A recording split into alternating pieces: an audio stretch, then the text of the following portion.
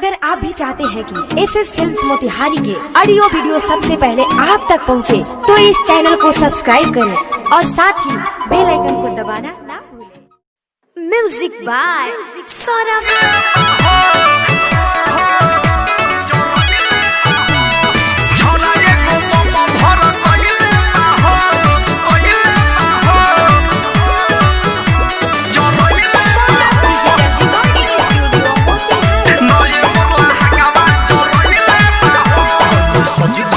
सजिया हम घाटे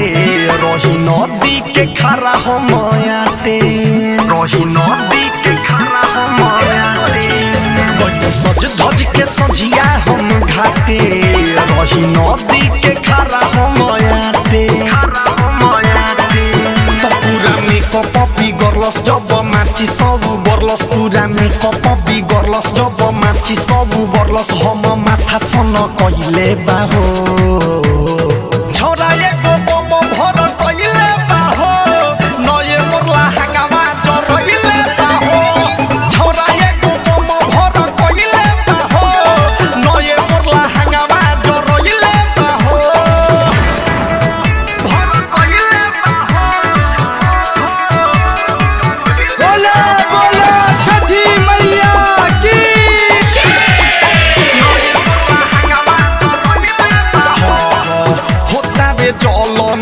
करा हो नाम से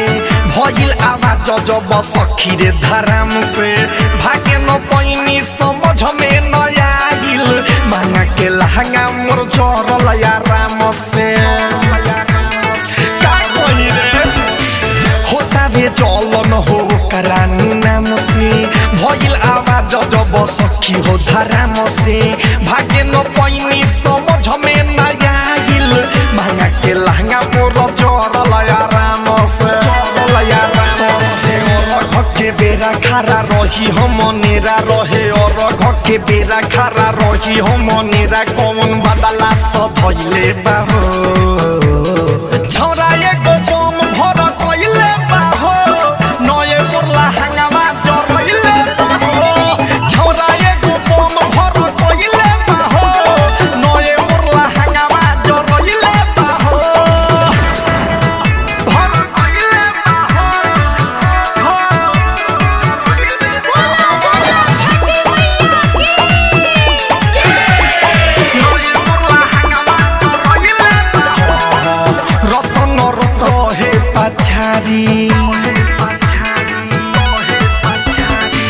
रतन रतन स्क्राबू हो रहे पछारी भइल कान लागे निकली पारा न हम सुन भइल कान लागे निकली पारा न साथे देखियो जरइले बाहो छौरा एको बम भर कइले बाहो नये मोरला हंगामा जरइले बाहो